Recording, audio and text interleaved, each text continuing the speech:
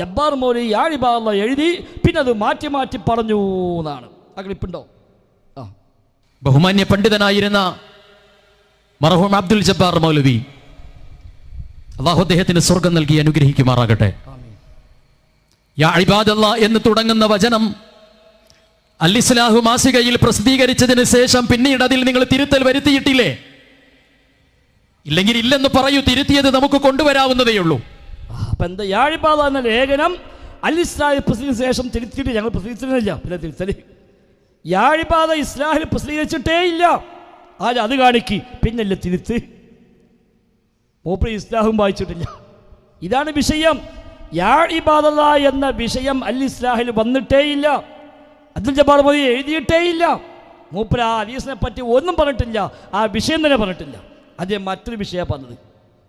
എന്നിട്ട് പറയാം യാ ഇബാദല്ലാ ആദ്യം എഴുതി പിന്നെ തിരുത്തി. ആദ്യം എഴുതിയിട്ടില്ല, അവിടെ പിന്നെ തിരുത്തേണ്ടി വന്നിട്ടുമില്ല.